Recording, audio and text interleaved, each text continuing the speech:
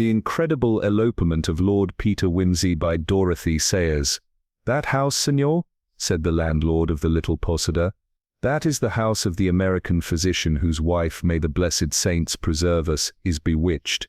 He crossed himself, and so did his wife and daughter. "Bewitched, is she?" said Langley sympathetically. He was a professor of ethnology, and this was not his first visit to the Pyrenees. He had, however, never before penetrated to any place quite so remote as this tiny hamlet, clinging, like a rock plant, high up the scarred granite shoulders of the mountain. He scented material here for his book on Basque folklore. With tact, he might persuade the old man to tell his story. "And in what manner," he asked, "is the lady bespelled?" "Who knows?"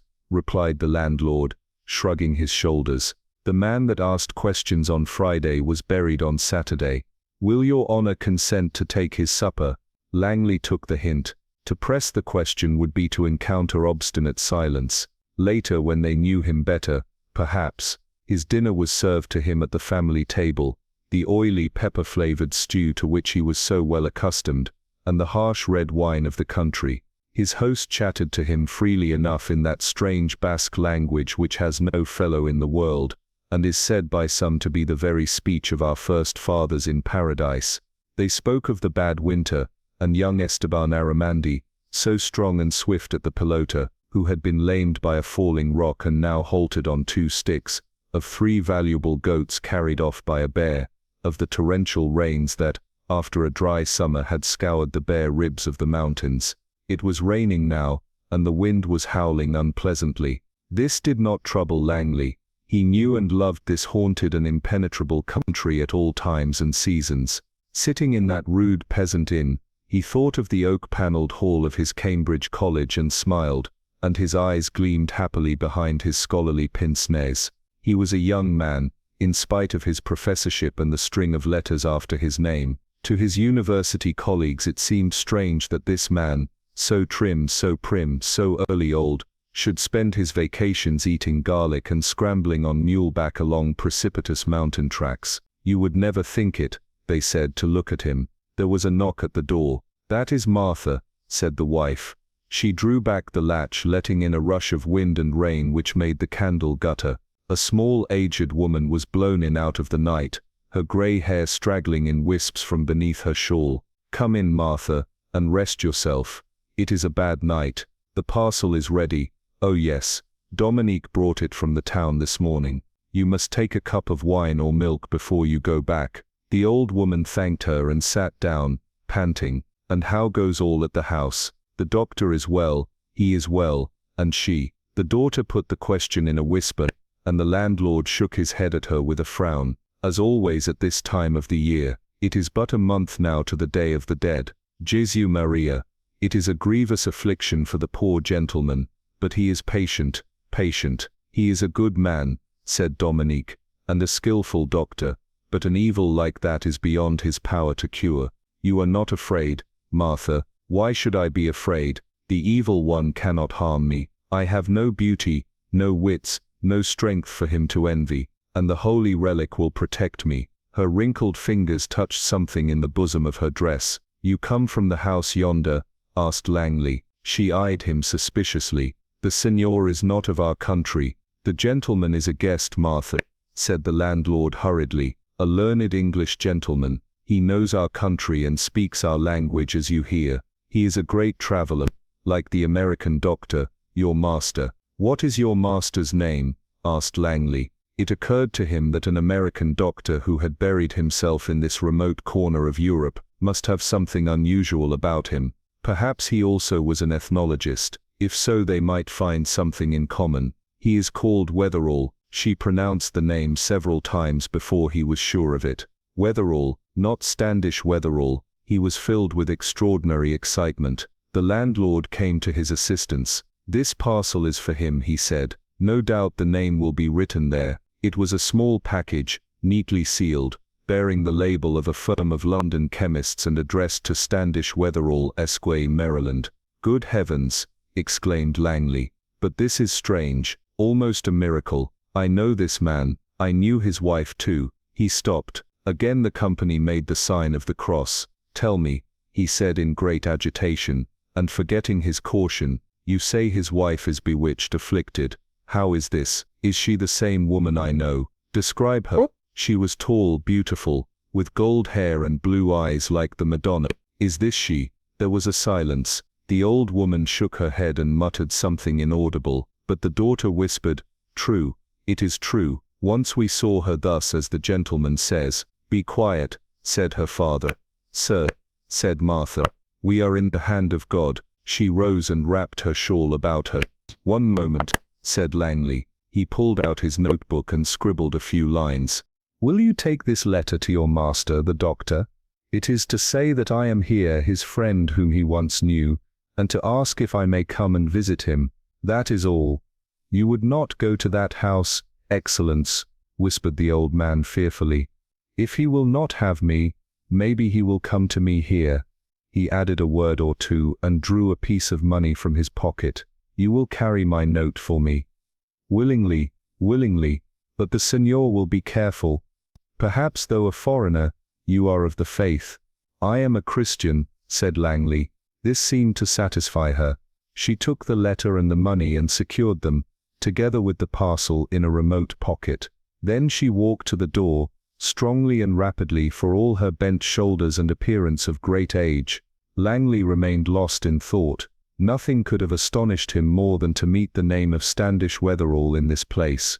He had thought that episode finished and done with over 3 years ago. Of all people, the brilliant surgeon in the prime of his life and reputation, and Alice Wetherall, that delicate piece of golden womanhood, exiled in this forlorn corner of the world. His heart beat a little faster at the thought of seeing her again. 3 years ago he had decided that it would be wiser if he did not see too much of that porcelain loveliness. That folly was past now, but still he could not visualize her except against the background of the great white house in Riverside Drive, with the peacocks and the swimming pool and the gilded tower with the roof garden. Wetherall was a rich man, the son of old Hiram Wetherall, the automobile magnate. What was Wetherall doing here? He tried to remember. Hiram Wetherall, he knew, was dead, and all the money belonged to Standish, for there were no other children. There had been trouble when the only son had married a girl without parents or history. He had brought her from somewhere out west. There had been some story of his having found her years before as a neglected orphan, and saved her from something or cured her of something and paid for her education, when he was still scarcely more than a student. Then when he was a man over 40 and she a girl of 17, he had brought her home and married her, and now he had left his house and his money, and one of the finest specialist practices in New York to come to live in the Basque country, in a spot so out of the way that men still believed in black magic, and could barely splutter more than a few words of bastard French or Spanish, a spot that was uncivilized even by comparison with the primitive civilization surrounding it. Langley began to be sorry that he had written to Wetherall. It might be resented. The landlord and his wife had gone out to see to their cattle. The daughter sat close to the fire, mending a garment. She did not look at him, but he had the feeling that she would be glad to speak. "Tell me, child," he said gently, "what is the trouble which afflicts these people who may be friends of mine?" She glanced up quickly and leaned across to him, her arms stretched out over the sewing in her lap. "Sir, be advised. Do not go up there. No one will stay in that house at this time of the year, except Tommaso, who has not all his wits, and old Martha, who is, what, a saint, or something else," she said hurriedly. "Child," said Langley again. "This lady when I knew, I will tell you," she said, "but my father must not know. The good doctor brought her here 3 years ago last June, and then she was as you say, she was beautiful. She laughed and talked in her own speech, for she knew no Spanish or Basque, but on the night of the dead, she crossed herself." "All Hallows' Eve," said Langley softly. "Indeed I do not know what happened, but she fell into the power of the darkness. She changed. There were terrible cries, I cannot tell, but little by little she became what she is now. Nobody sees her but Martha, and she will not talk, but the people say it is not a woman at all that lives there now." "Mad?" said Langley. "It is not madness, it is enchantment. Listen." 2 years since on Easter Day. Is that my father? No, no. The sun had shone and the wind came up from the valley. We heard the blessed church bells all day long. That night there came a knock at the door. My father opened and one stood there like our Blessed Lady herself, very pale like the image in the church, and with a blue cloak over her head. She spoke, but we could not tell what she said. She wept and wrung her hands and pointed down the valley path, and my father went to the stable and saddled the mule. I thought of the flight from bad King Herod, but then the American doctor came. He had run fast and was out of breath, and she shrieked at sight of him. A great wave of indignation swept over Langley. If the man was brutal to his wife, something must be done quickly. The girl hurried on. He said Jesu Maria. He said that his wife was bewitched. At Eastertide the power of the evil one was broken, and she would try to flee. But as soon as the holy season was over, the spell would fall on her again, and therefore it was not safe to let her go. My parents were afraid to have touched the evil thing. They brought out the holy water, and sprinkled the mule, but the wickedness had entered into the poor beast, and she kicked my father so that he was lame for a month. The American took his wife away with him, and we never saw her again. Even old Martha does not always see her, but every year the power waxes and wanes, heaviest at Hallowtide, and lifted again at Easter.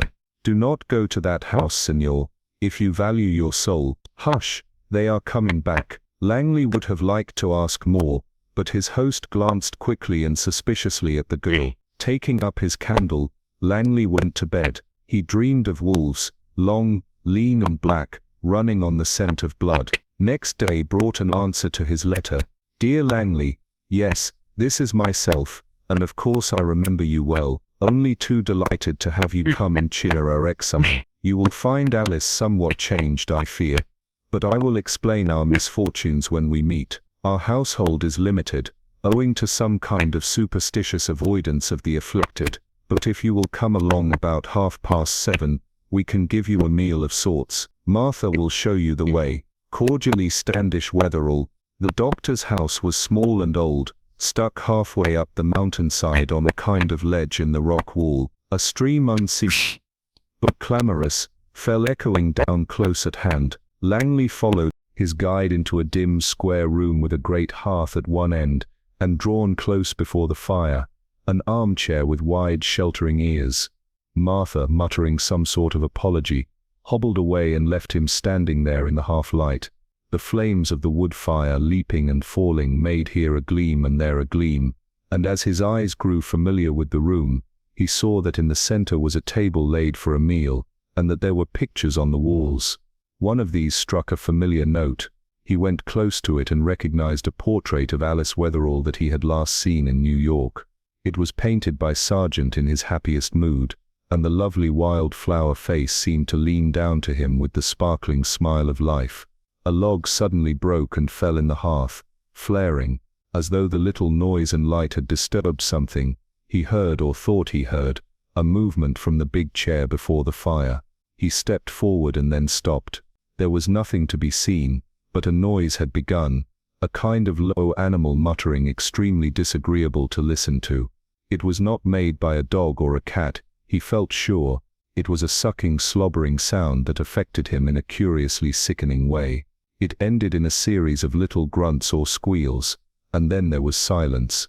Langley stepped backwards towards the door. He was positive that something was in the room with him that he did not care about meeting. An absurd impulse seized him to run away.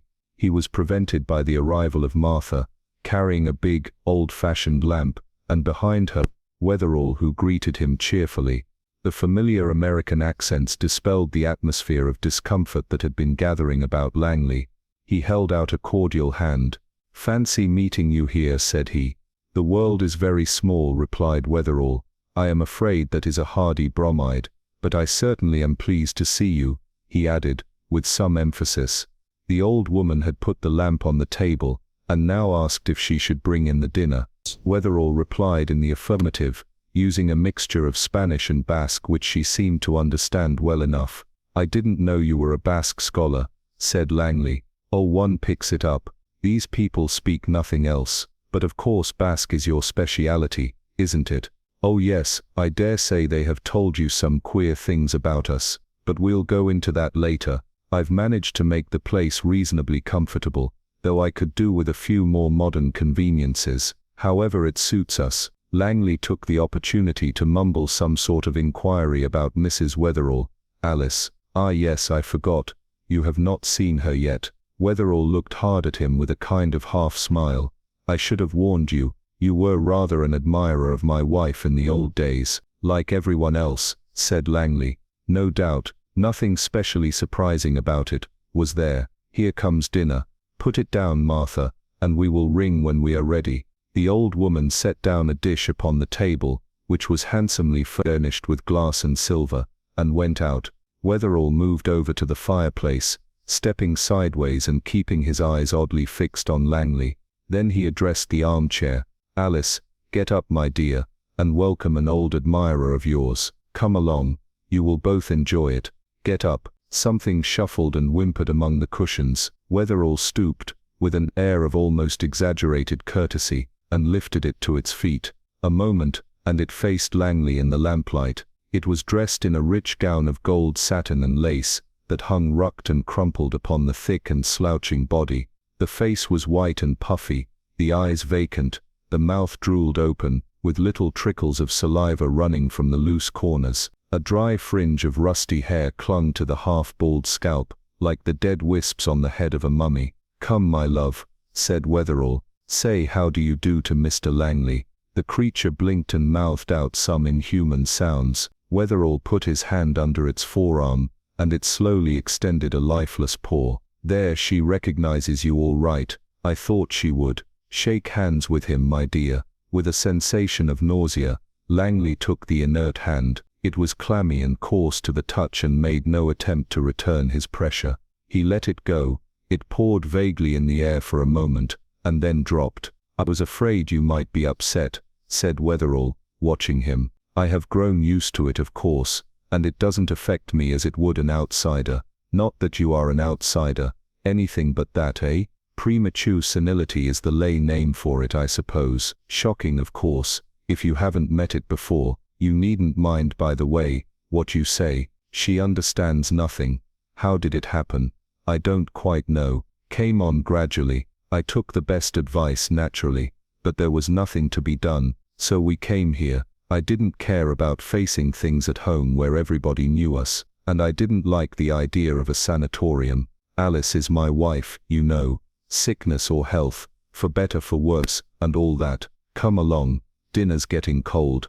He advanced to the table, leading his wife, whose dim eyes seemed to brighten a little at the sight of food. Sit down, my dear, and eat your nice dinner. She understands that, you see. You'll excuse her table manners, won't you? They're not pretty, but you'll get used to them. He tied a napkin round the neck of the creature, and placed food before her in a deep bowl. She snatched at it hungrily, slavering and gobbling, as she scooped it up in her fingers and smeared face and hands with the gravy. Wetherall drew out a chair for his guest opposite to where his wife sat. The sight of her held Langley, with a kind of disgusted fascination. The food, a sort of salmis, was deliciously cooked, but Langley had no appetite. The whole thing was an outrage, to the pitiful woman, and to himself. Her seat was directly beneath the sergeant portrait, and his eyes went helplessly from the one to the other. Yes, said Wetherall, following his glance. There is a difference, isn't there? He himself was eating heartily, and apparently enjoying his dinner. Nature plays sad tricks upon us. Is it always like this? No, this is one of her bad days. At times she will be almost human. Of course these people here don't know what to think of it all. They have their own explanation of a very simple medical phenomenon. Is there any hope of recovery? I'm afraid not. Not of a permanent cure. You are not eating anything. Well, Wetherall, this has been a shock to me. Of course. Try a glass of Burgundy. I ought not to have asked you to come, but the idea of talking to an educated fellow creature once again tempted me. I must confess, it must be terrible for you. I have become resigned. Ah, naughty, naughty. The idiot had flung half the contents of her bowl upon the table. Wetherall patiently remedied the disaster, and went on, "I can bear it better here, in this wild place where everything seems possible, and nothing unnatural. My people are all dead, so there was nothing to prevent me from doing as I liked about it." "No, what about your property in the States?" "Oh, I run over from time to keep an eye on things. In fact, I am due to sail next month. I'm glad you caught me. Nobody over there knows how we're fixed, of course. They just know we're living in Europe." "Did you consult no American doctor?" "No. We were in Paris when the first symptoms declared themselves. That was shortly after that visit you paid to us." A flash of some emotion to which Langley could not put a name made the doctor's eyes for a moment sinister. "The best men on this side confirmed my own diagnosis. So we came here." He rang for Martha, who removed the salmis and put on a kind of sweet pudding. "Martha is my right hand," observed Wetherall. "I don't know what we shall do without her. When I am away, she looks after Alice like a mother. Not that there's much one can do for her, except to keep her fed and warm and clean, and the last is something of a task." There was a note in his voice which jarred on Langley. Wetherall noticed his recoil, and said, "I won't disguise from you that it gets on my nerves sometimes, but it can't be helped. Tell me about yourself. What have you been doing lately?" Langley replied with as much vivacity as he could assume, and they talked of indifferent subjects till the deplorable being, which had once been Alice Wetherall, began to mumble and whine fretfully, and scrambled down from her chair. "She's cold," said Wetherall. "Go back to the fire, my dear." He propelled her briskly towards the hearth, and she sank back into the armchair, crouching and complaining, and thrusting out her hands towards the blaze. Wetherall brought out brandy and a box of cigars. "I contrive just to keep in touch with the world, you see," he said. "They send me these from London, and I get the latest medical journals and reports. I'm writing a book, you know, on my own subject. So I don't vegetate, I can experiment, too. Plenty of room for a laboratory, and no vivisection acts to bother one. It's a good country to work in. Are you staying here long?" "I think not very. Oh, if you had thought of stopping on, I would have offered you the use of this house while I was away.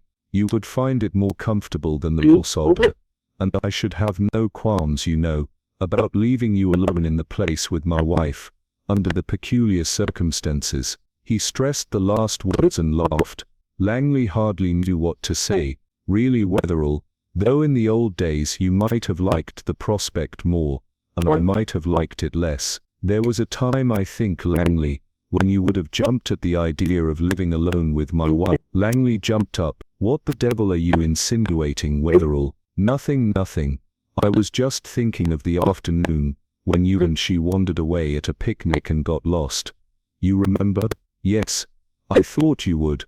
"This is monstrous," retorted Langley. "How dare you say such things with that poor soul sitting there?" "Yes, poor soul. You're a poor thing to look at now, aren't you, my kitten?" He turned suddenly to the woman. Something in his abrupt gesture seemed to frighten her, and she shrank away from him. "You devil!" cried Langley. "She's afraid of you. What have you been doing to her?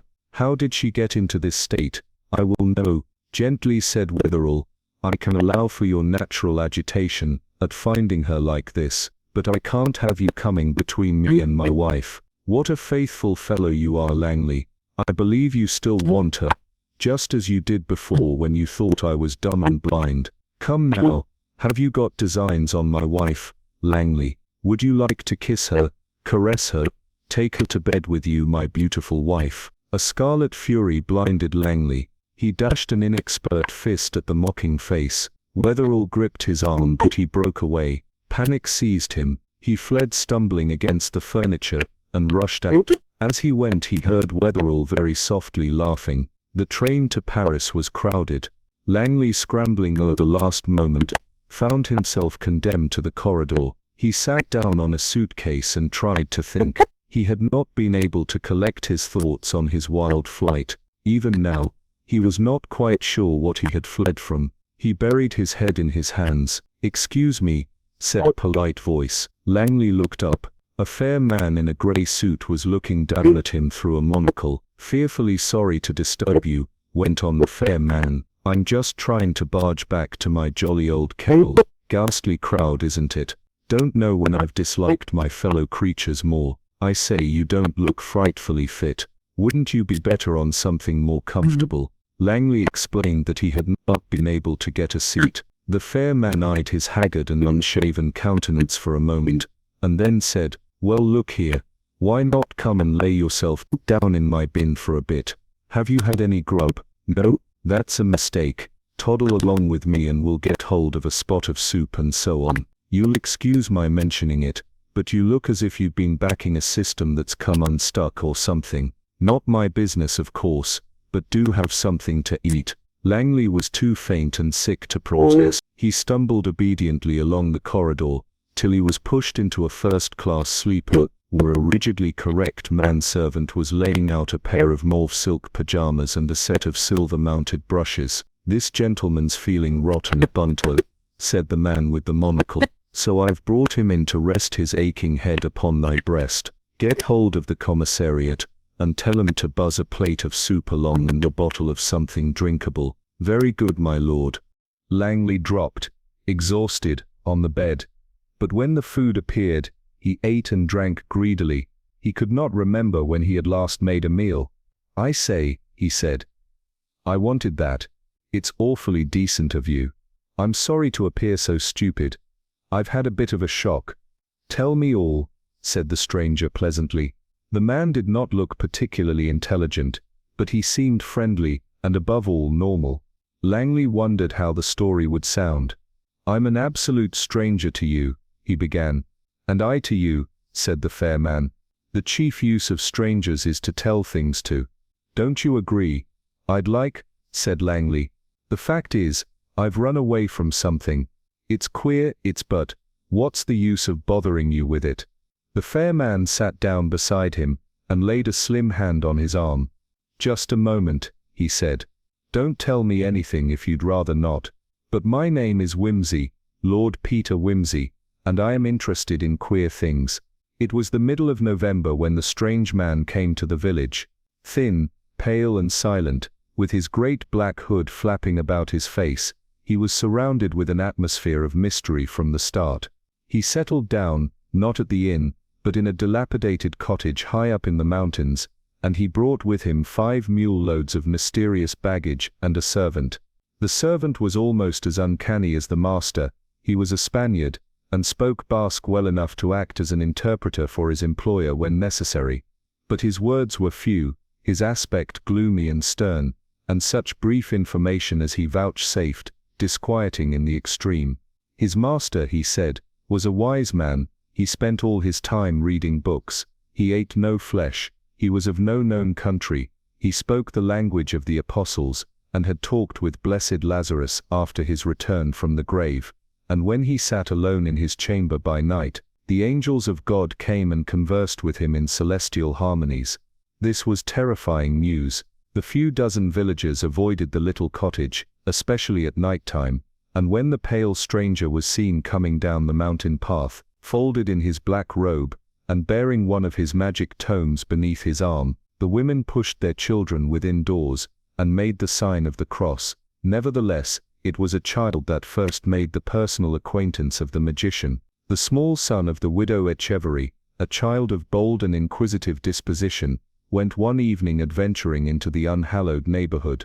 He was missing for 2 hours, during which his mother, in a frenzy of anxiety, had called the neighbors about her, and summoned the priest, who had unhappily been called away on business to the town. Suddenly, however, the child reappeared, well and cheerful, with a strange story to tell. He had crept up close to the magician's house, the bold wicked child, did ever you hear the like, and climbed into a tree to spy upon the stranger, Jesu Maria, and he saw a light in the window, and strange shapes moving about and shadows going to and fro within the room. And then there came a strain of music, so ravishing it drew the very heart out of his body, as though all the stars were singing together. "Oh, my precious treasure, the wizard has stolen the heart out of him. Alas, alas." Then the cottage door opened, and the wizard came out, and with him a great company of familiar spirits. One of them had wings like a seraph, and talked in an unknown tongue, and another was like a wee man, no higher than your knee, with a black face, and a white beard, and he sat on the wizard's shoulder, and whispered in his ear, and the heavenly music played louder and louder, and the wizard had a pale flame all about his head, like the pictures of the saints. Blessed Saint James of Compostela, be merciful to us all. And what then? Why then, the boy had been very much frightened, and wished he had not come, but the little dwarf spirit had seen him, and jumped into the tree after him, climbing, oh so fast, and he had tried to climb higher, and had slipped and fallen to the ground. Oh the poor wicked brave, bad boy. Then the wizard had come and picked him up, and spoken strange words to him, and all the pain had gone away from the places where he had bumped himself. Marvelous, marvelous. And he had carried him into the house. And inside, it was like the streets of heaven, all gold and glittering, and the familiar spirits had sat beside the fire, 9 in number, and the music had stopped playing. But the wizard's servant had brought him marvelous fruits in a silver dish, like fruits of paradise, very sweet and delicious, and he had eaten them, and drunk a strange rich drink from a goblet, covered with red and blue jewels. Oh yes, and there had been a tall crucifix on the wall, big, with a lamp burning before it, and a strange sweet perfume like the smell in church on Easter Day. A crucifix, that was strange. Perhaps the magician was not so wicked after all. And what next? Next the wizard's servant had told him not to be afraid, and had asked his name and his age, and whether he could repeat his paternoster. So he had said that prayer, and the Ave Maria, and part of the Credo, but the Credo was long, and he had forgotten what came after Ascendit in Coelum. So the wizard had prompted him, and they had finished saying it together, and the wizard had pronounced the sacred names and words without flinching, and in the right order, so far as he could tell. And then the servant had asked further about himself and his family, and he had told about the death of the black goat, and about his sister's lover, who had left her because she had not so much money as the merchant's daughter. Then the wizard and his servant had spoken together, and laughed, and the servant had said, "My master gives this message to your sister, that where there is no love there is no wealth, but he that is bold shall have gold for the asking." And with that, the wizard had put forth his hand into the air, and taken from it, out of the empty air, yes, truly, 1, 2, 3, 4, 5 pieces of money, and given them to him. And he was afraid to take them till he had made the sign of the cross upon them, and then, as they did not vanish or turn into fiery serpents, he had taken them, and here they were.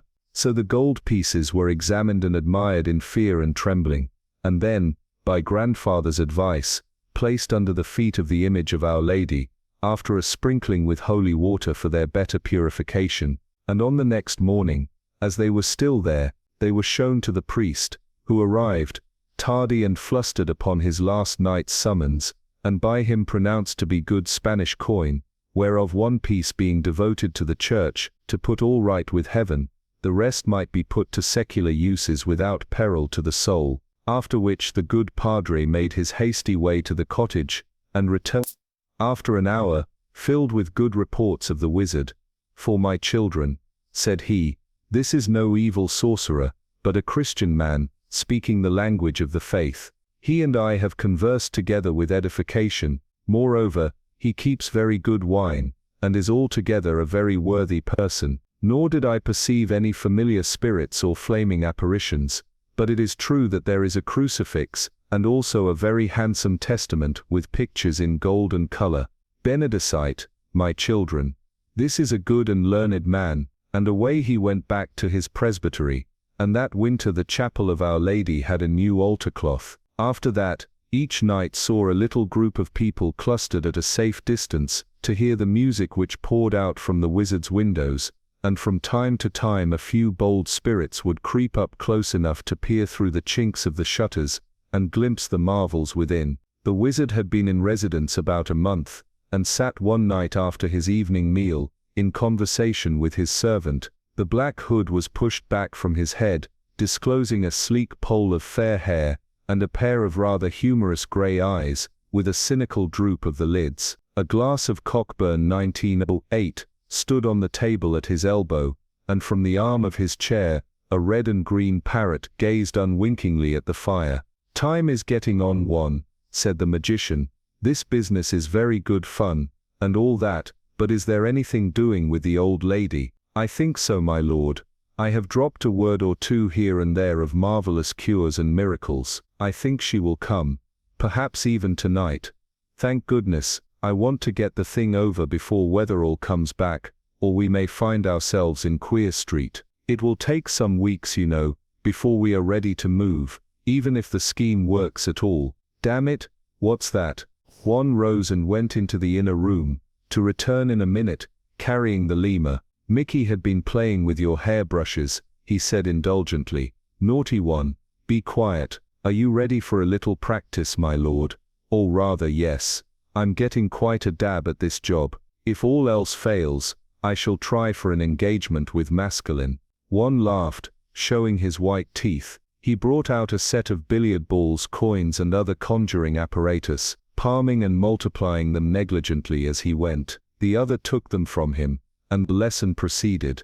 "Hush," said the wizard, retrieving a ball which had tiresomely slipped from his fingers in the very act of vanishing. "There's somebody coming up the path." He pulled his robe about his face, and slipped silently into the inner room. Juan grinned, removed the decanter and glasses, and extinguished the lamp. In the firelight the great eyes of the lemur gleamed strongly as it hung on the back of the high chair. Juan pulled a large folio from the shelf, lit a scented pasty in a curiously shaped copper vase, and pulled forward a heavy iron cauldron, which stood on the hearth. As he piled the logs about it, there came a knock. He opened the door, the lemur running at his heels. "Whom do you seek, mother?" he asked in Basque. "Is the wise one at home?"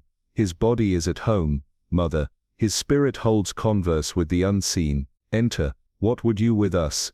"I have come, as I said." "Ah, Mary, is that a spirit?" "God made spirits and bodies also. Enter and fear not." The old woman came tremblingly forward. "Hast thou spoken with him of what I told thee?" "I have. I have shown him the sickness of thy mistress, her husband's sufferings, all." "What said he?" "Nothing. He read in his book." "Think you he can heal her?" "I do not know. The enchantment is a strong one, but my master is mighty for good. Will he see me?" "I will ask him." "Remain here and beware thou show no fear whatever fall." "I will be courageous," said the old woman, fingering her beads. Juan withdrew. There was a nerve-shattering interval. The lemur had climbed up to the back of the chair again, and swung, teeth chattering, among the leaping shadows. The parrot cocked his head and spoke a few gruff words from his corner. An aromatic steam began to rise from the cauldron. Then slowly into the red light, 3, 4, 7 white shapes came stealthily, and sat down in a circle about the hearth. Then a faint music, that seemed to roll in from leagues away. The flame flickered and dropped. There was a tall cabinet against the wall, with gold figures on it, that seemed to move with the moving firelight. Then out of the darkness, a strange voice chanted in an unearthly tongue that sobbed and thundered. Martha's knees gave under her, she sank down. The 7 white cats rose and stretched themselves, and came sidling slowly about her. She looked up and saw the wizard standing before her, a book in one hand and a silver wand in the other. The upper part of his face was hidden, but she saw his pale lips move, and presently he spoke, in a deep husky tone that vibrated solemnly in the dim room. The great syllables went rolling on. Then the wizard paused, and added, in a kinder tone, "Great stuff, this Homer. It goes so thunderingly as though it conjured devils.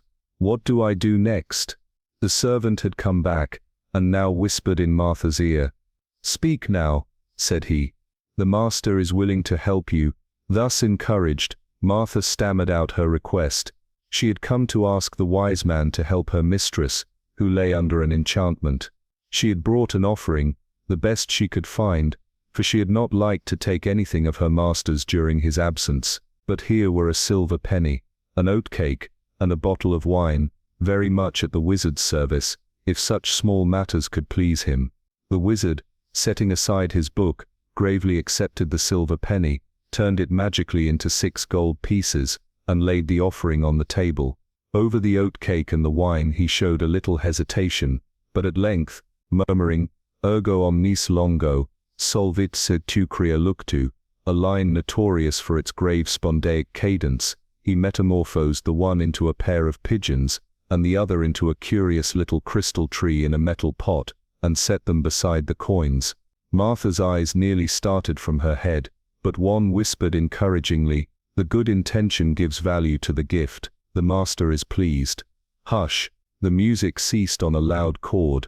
The wizard, speaking now with greater assurance, delivered himself with fair accuracy of a page or so from Homer's catalogue of the ships, and drawing from the folds of his robe his long white hand laden with antique rings, produced from mid-air a small casket of shining metal, which he proffered to the suppliant. "The master says," prompted the servant, "that you shall take this casket, and give to your lady of the wafers which it contains, one at every meal. When all have been consumed, seek this place again, and remember to say 3 Aves and 2 Paters morning and evening, for the intention of the lady's health. Thus by faith and diligence, the cure may be accomplished." Martha received the casket with trembling hands. "Tender banque manus repaul tirius amor," said the wizard, with emphasis. "Polu flos bolio thalasses, ni plus ultra, valetti, plaudit." He stalked away into the darkness, and the audience was over.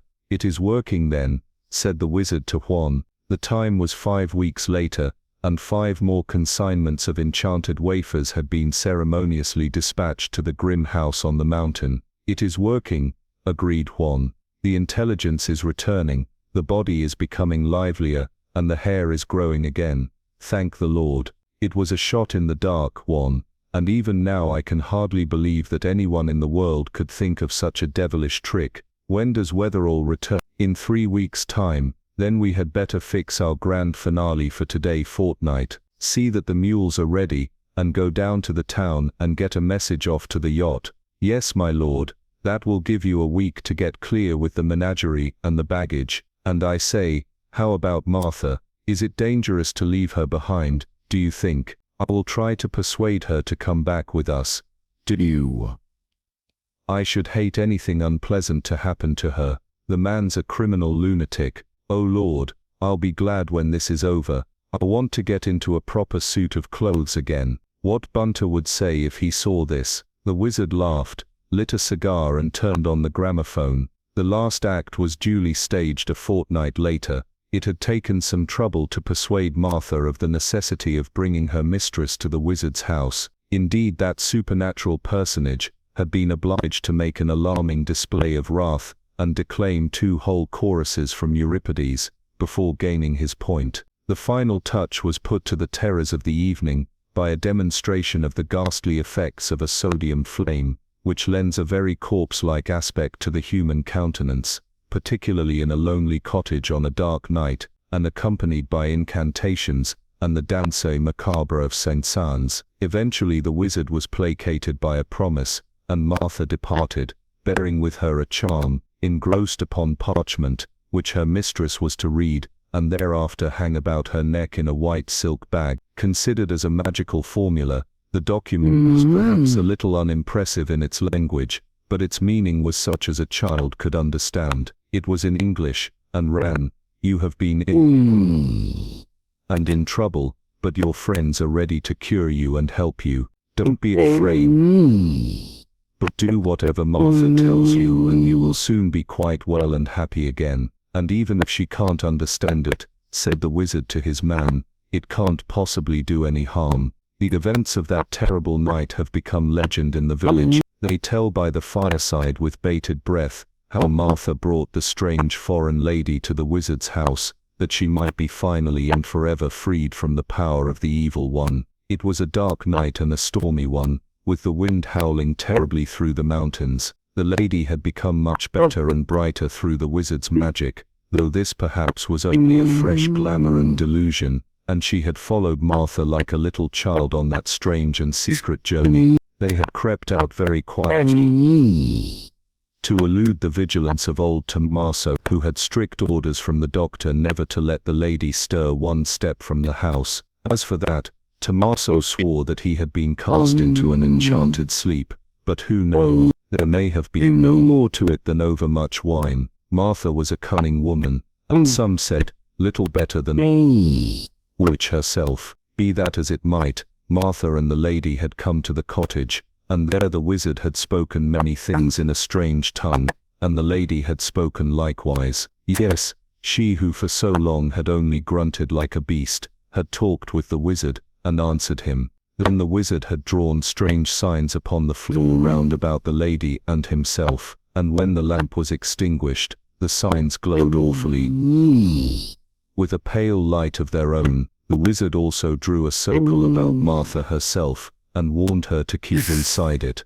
Presently they heard a rushing noise, like great wings beating, and all the familiars leaped about, and the little white man with the black face ran up the curtain, and swung out from the pole. Then a voice cried out, "He comes, he comes," and the wizard opened the door of the tall cabinet with gold images upon it, that stood in the center of the circle, and he and the lady stepped inside it, and shut the doors after them. The rushing sound grew louder, and the familiar spirits screamed and chattered, and then all of a sudden there was a thunderclap, and a great flash of light, and the cabinet was shivered into pieces, and fell down. And lo and behold, the wizard and the lady had vanished clean away, and were never more seen or heard of. This was Martha's story, told the next day to her neighbors. How she had escaped from the terrible house she could not remember. But when some time after, a group of villagers summoned up courage to visit the place again, they found it bare and empty. Lady, wizard, servant, familiars, furniture, bags and baggage, all were gone, leaving not a trace behind them, except a few mysterious lines and figures traced on the floor of the cottage. This was a wonder indeed. More awful still was the disappearance of Martha herself, which took place 3 nights afterwards. Next day, the American doctor returned, to find an empty hearth and a legend. Yacht ahoy! Langley peered anxiously over the rail of the Abracadabra, as the boat loomed out of the blackness. When the first passenger came aboard, he ran hastily to greet him. "Is it all right, Wimsey?" "Absolutely all right. She's a bit bewildered, of course, but you needn't be afraid. She's like a child, but she's getting better every day. Bear up, old man. There's nothing to shock you about her." Langley moved hesitatingly forward, as a muffled female figure was hoisted gently on board. "Speak to her," said Wimsey. "She may or may not recognize you. I can't say." Langley summoned up his courage. "Good evening, Mrs. Wetherall," he said, and held out his hand. The woman pushed the cloak from her face. Her blue eyes gazed shyly at him in the lamplight. Then a smile broke out upon her lips. "Why, I know you. Of course I know you. You're Mr. Langley. I'm so glad to see you." She clasped his hand in hers. "Well, Langley," said Lord Peter, as he manipulated the siphon, "a more abominable crime it has never been my fortune to discover. My religious beliefs are a little ill-defined, but I hope something really beastly happens to Wetherall in the next world. Say when. You know there were 1 or 2 very queer points about that story you told me. They gave me a line on the thing from the start. To begin with, there was this extraordinary kind of decay or imbecility settling in on a girl in her 20s, so conveniently too, just after you'd been hanging round the Wetherall home, and showing perhaps a trifle too much sensibility, don't you see? And then there was this tale of the conditions clearing up regularly once a year or so, not like any ordinary brain trouble, looked as if it was being controlled by somebody. Then there was the fact that Mrs. Wetherall had been under her husband's medical eye from the beginning, with no family or friends who knew anything about her to keep a check on the fellow. Then there was the determined isolation of her in a place where no doctor could see her, and where even if she had a lucid interval, there wasn't a soul who could understand or be understood by her. Queer too that it should be a part of the world where you, with your interests, might reasonably be expected to turn up some day, and be treated to a sight of what she had turned into. Then there were Wetherall's well-known researches, and the fact that he kept in touch with a chemist in London. All that gave me a theory, but I had to test it before I could be sure I was right. Wetherall was going to America, and that gave me a chance, but of course he left strict orders that nobody should get into or out of his house during his absence. I had somehow to establish an authority greater than his over old Martha, who is a faithful soul, God bless her. Hence, exit Lord Peter Wimsey, and enter the magician. The treatment was tried, and proved successful, hence the elopement and the rescue. Well, now listen, and don't go off the deep end. It's all over now. Alice Wetherall is one of those unfortunate people who suffer from congenital thyroid deficiency. You know, the thyroid gland in your throat, the one that stokes the engine and keeps the old brain going. In some people the thing doesn't work properly, and they turn out cretinous imbeciles. Their bodies don't grow, and their minds don't work. But feed 'em the stuff, and they come absolutely all right, cheery and handsome and intelligent and lively as crickets. Only don't you see, you have to keep feeding it to 'em, otherwise they just go back to an imbecile condition. Wetherall found this girl when he was a bright young student, just learning about the thyroid. 20 years ago, very few experiments had been made in this kind of treatment, but he was a bit of a pioneer. He gets hold of the kid, works a miraculous cure, and be naturally bucked with himself, adopts her, gets her educated, likes the look of her, and finally marries her. You understand, don't you, that there's nothing fundamentally unsound about those thyroid deficients? Keep 'em going on the little daily dose, and they're normal in every way, fit to live an ordinary life, and have ordinary healthy children. Nobody naturally knew anything about this thyroid business, except the girl herself and her husband. All goes well till you come along. Then Wetherall gets jealous. He had no cause. Wimsey shrugged his shoulders. Possibly, my lad, the lady displayed a preference. We needn't go into that. Anyhow, Wetherall did get jealous, and saw a perfectly marvelous revenge in his power.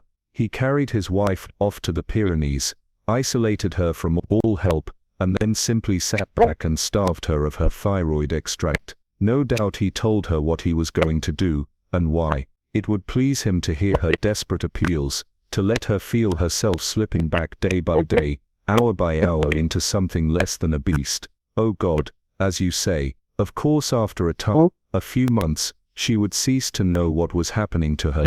He would still have the satisfaction of watching her, seeing her skin thicken, her body coarsen, her hair fall out, her eyes grow vacant, her speech die away into mere animal noises, her brain go to mush, her habits. Stop it, Wimsey.